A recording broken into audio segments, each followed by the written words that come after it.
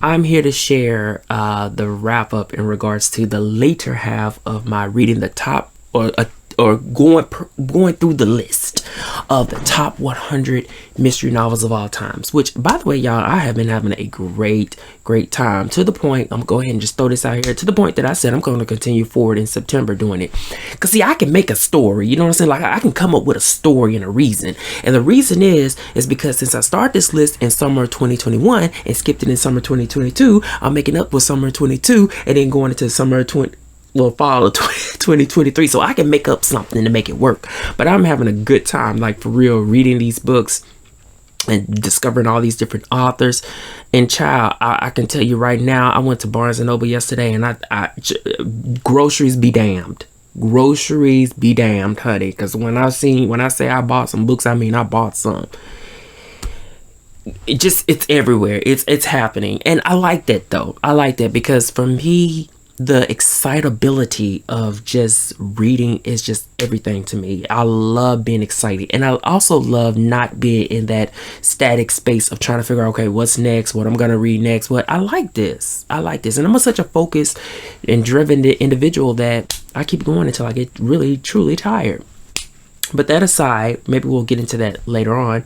I'm gonna share the books that I wrapped up August reading so far. So the first one is Trent's Last Case by E.C. Bentley, which I did talk to you guys about, so I'm not going to go too deep into it. Of course, it's about this journalist named Trent who is trying to solve this crime involving this wealthy man who was shot on his property. And then there's, of course, his wife, who is 20 years his junior, as well as his number of associates who all could be some possible culprits to this particular murder. The interesting fact about this book, or not fact, but interesting notion about this book, is that Trent actually gets the murderer wrong probably about at the beginning of the third act, and then he has to, of course, go back and reclaim his mistakes and fix them. So I already kind of talked about what it is that really made me like this book, so you can check out my previous video, because I was about 80 pages away from the end when it came to that, when I posted that. But I want to go ahead and just resoundingly say that I love this book. I did enjoy it. The thing that was, well, I guess you can say the thing that was kind of evident to me was who the actual culprit was. It's one of those mysteries where the obvious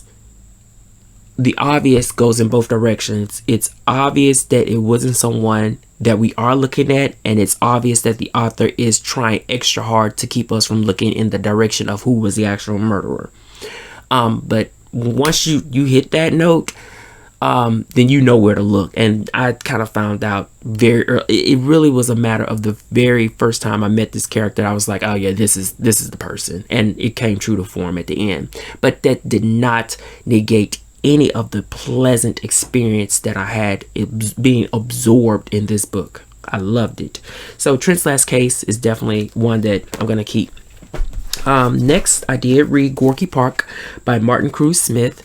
This takes place in Moscow and has to do with this detective named, it's really weird, it's Arkady Rinko, who is investigating this crime. Now, in my last video, I said that they were decapitated and hands removed. No, their fingers were removed and their faces was mutilated, so to hide their identity. But he is investigating this discovery of 3 bodies found buried in snow in Gorky Park, located in Moscow. There's this link to skates, a pair of ice skates that is linked to this. I think she's like a dancer or actress, and that's, of course, subsequently when all the blossoming of the plot goes together. Now, I did love this book. I did enjoy this book. I read it through and through. But there's several points I want to make. The number one point, or the first point, is that I was surprised at the amount of forensics involved in this novel. It was very surprising to me, given that it was published in 1981. Not that those things weren't happening then, but, you know, they usually kind of tout like Patricia Cornwell as the mother of forensics, or whatnot, introducing forensics into literature. So it was a surprising amount of forensics in this book. The second point I want to make is that it is a casserole dish layered with the object of not only, you know, we're talking about Moscow, we're talking about Russia, but joining in the party, politics of the party, being blended with just sort of, if you look at the main protagonist, this average everyday figure who is just a police officer essentially. His history is interesting because his father was a party member and a ranking individual during this particular period. I don't want to go too far into the details because I'm going to sound ignorant if I try, speaking about Moscow and Stalin and such. But he chose a different path, and that's much to the umbrage of his father, although they still have a somewhat of a relationship. So I like that duality there. But I think ultimately when you combine those together, although I found the book incredibly appealing and loved the voice of the main protagonist, was completely glued. The thing that I wish the author did with this book is kind of cut a lot of it short, because as the book progressed, the plot began to get bloom or conflate. I would actually look at it like swelling, as there's kind of a connotation of pain. But yeah, it begins to swell from the Moscow to some other place to New York, as it became much more of an international crime involving furs and trading and just a lot of number of different things. But for the most part, although I did enjoy the book, and it did keep me glued, I wish that a lot of it was trimmed down in its plotting. It just kind of went on too long. It felt swollen, and it felt like by the end that it was a bit of gratification, but not totally. So Gorky Park was a good book. It was a good international thriller, but it was a swollen, bloated book as well. And then I did read Strong Poison by Dorothy L. Sayers, which of course I loved. This is introducing the character of Harriet Vane within the series, who is a mystery writer. It's such a subdued character within this book, as opposed to my experience with her in Gaudy Night, which centered around her. Very much subdued character here. But Peter Wimsey is trying to clear her name in revolving around this murdered author who was poisoned with arsenic. And of course he succeeds in doing that and uncovering who the actual culprit was. Strong Poison was amazing. Let me just say that first. Strong Poison was an amazing book. But I think ultimately it really, when it comes to the mystery plot, it really only led in one direction. So although there's a twist in that, the key glowing points to me that I found within this book is, number one, how the victim's story was, or his murder was sort of laid out in a systematic, over time, gradual effect. And there was a point in the book where Peter Wimsey was going over this within himself as he investigated the crime, and I got a touch of sadness for this victim. There's only a few books that I can say that I kind of just kind of hit that emotional point when it came to when an author is dressing their victim within a book, but this is one of them. I really felt for the victim. But I think that on top of that, and when I say looking at the simple and linear direction in which we were heading, the other thing that really made this book amazing to me is actually the outside components to Peter Wimsey's investigation, who are gathering information to provide to him. Particularly one of this secretary named, I think her name was Hutchinson. I have to go look back through it. Hutchinson or something. She was a secretary who was working within the law office of one of the victim's relatives, who of course was the primary suspect. I love those scenes. I love those scenes. There's another woman, I think her name was Simpleton. I can't remember these names, who was also doing some investigative work in regards to another portion of the mystery. So yeah, Strong Poison was amazing. Like I said, it really did have a linear direction in regards to point A, point B, point C, and who the actual culprit was, which it didn't deviate from once you suspected of so. But it was the outside elements, the outside dressings. And then, like I said, the twist of how the culprit got away with the crime initially, that really sold me on this book. So Dorothy L. Sayers is still amazing, to the point where I ended up buying every single Peter Wimsey book outside of short stories to add to my collection, which I should do a haul one day of, but not today. So lastly, I am currently on, as I organize, The Woman in White by Wilkie Collins. I'm in the third and final act, which I got about 200 pages left.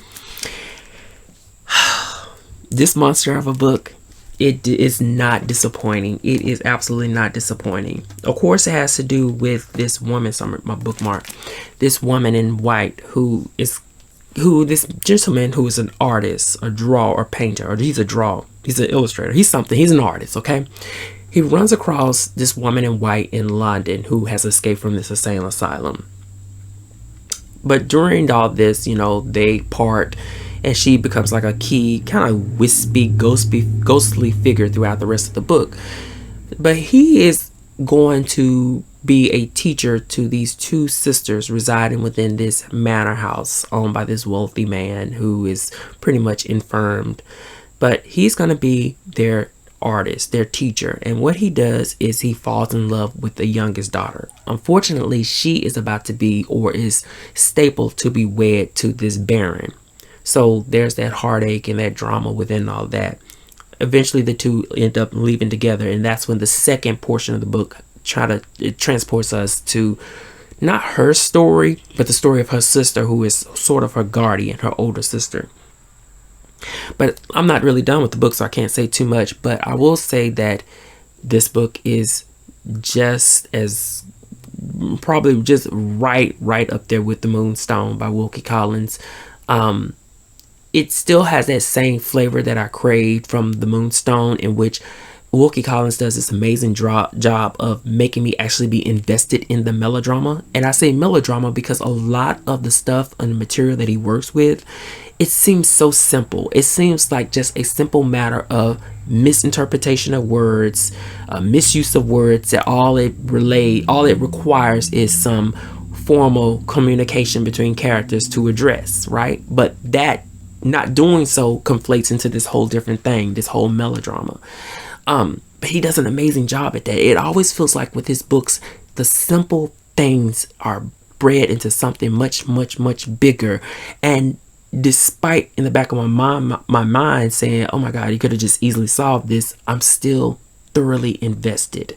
Because on top of that, or layered with that, each of his characters sort of presents themselves with this duplicitous nature. You don't know who or what machinations is this particular character using to get whatever she seeks in the matter. You just never know. And that's where the book asks you to keep reading, to keep discovering, to keep uncovering exactly what it is, what is the purpose behind each of these characters, and what is it that they want. Even as you, the reader, watch them sort of pounce on other characters, and you're trying to figure out, okay, so, but you're still left with, is this a means of getting them in a good space or bad? Like, you just don't know. And that's where the book begs you to keep reading. So the Woman in White is amazing, and I'm hoping, which I'm sure that I'll be able to read 100 pages today, because that's what I want to do, because J.D. Robb's Payback in Death is going to be here Tuesday. Well, that's actually, I'm going to get it Wednesday. So that is it. These are the books that I'm reading, and I said that I'm going to continue forward with the list. I got a copy of The Hot Rock by Donna Westlake. That's actually coming in after The Moonstone. The Woman in White, if I choose to do that. I think I'm going to continue the list, but I'm going to read in my own kind of order at this point. So anyway, thank y'all so much for tuning in, and I got to go. Bye-bye.